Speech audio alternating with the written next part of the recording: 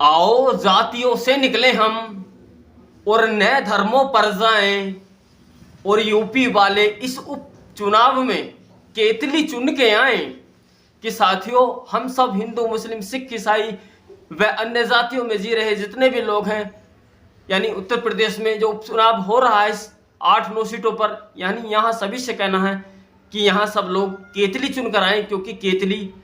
वो केतली है साथियों जो आज़ाद समाज पार्टी की केतली, यानी भाई चंद्रशेखर जी की केतली, जो हम सब की केतली है, जो सबके काम में आने का काम करती है और हमेशा आती रहेगी कि मिलकर देश बचाएं सभी हम सब लोग हिंदू मुस्लिम सिख ईसाई व अन्य जातियों में जी रहे सभी लोग, यानी मिलकर देश बचाएं सभी हम अपना फर्ज निभाएं और नहीं बटे हम जात धर्म में भारतीय ही कहलाएं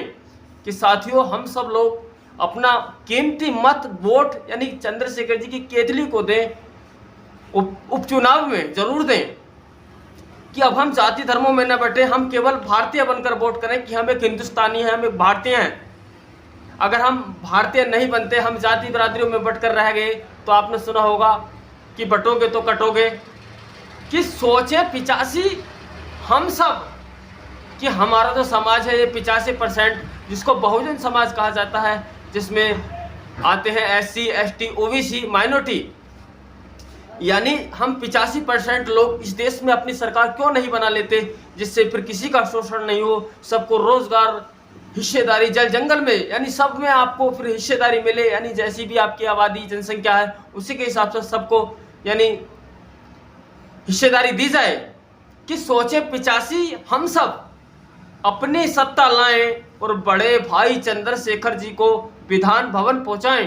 कि साथियों हम सब लोग खूब सोच ले कि ये सरकार जो वर्तमान में चल रही है या पूर्व में रही कांग्रेस की सरकारें या सपा की सरकारें, आखिर इन सरकारों में कोई हमारी आवाज़ नहीं उठाता। इनकी सरकारों में हमारे समाजों पर बड़ा शोषण होता है, वहाँ पानी पीने पर भी मार दिया जाता है, मुँह छे रखाने पर भी मार दिया जाता है, वो बीजेपी की सत्ता हो, कांग्रेस की हो, चाहे सपा की क्यों ना हो। कि ये जो छोटी जाति के जो असल में गरीब लोग होते हैं, जिनको जातियों में बांट दिया है, जिनका 85% परिवार है, यानी जो गरीब हैं, मजदूर हैं, लाचार हैं, जिनके पास न कमाने खाने के कोई अच्छे साधन नहीं है, ऐसी 85% आबादी है साथियों देश में। इसीलिए तो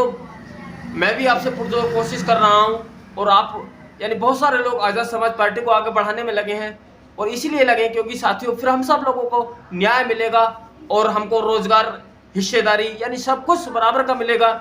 तो साथियों हम लोग सोए ना, यानी उन जो गद्दार हैं हमको लूटना चाहते हैं, केवल लालच देकर हमारा वोट तो लेना जानते हैं मगर हमको कुछ सुख सुविधा नहीं देते, बल्कि हमको प्रताड़ित करने का काम करते हैं, हमको नए नए कानून लाते हैं। ऐसी सत्ता को हमें भगा देना चाहिए सभी लोगों को मिलके, और एक तरफा अपना केतली पर ही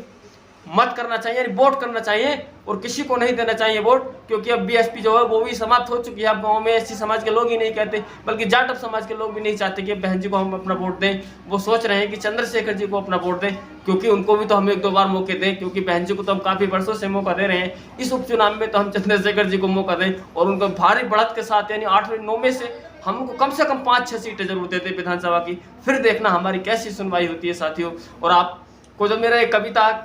पसंद आई है तो जरूर वीडियो को लाइक करना और कमेंट करके जरूर बताना कि साथियों आप कहां से हैं। और साथियों अगर आप मेरे चैनल पर नए हैं तो प्लीज़ मेरे चैनल को बिल्कुल अभी सब्सक्राइब करें ताकि आने वाली वीडियो सबसे पहले आप तक पहुंच सकें। और साथियों चलता हूं, जय भीम, जय हिंद।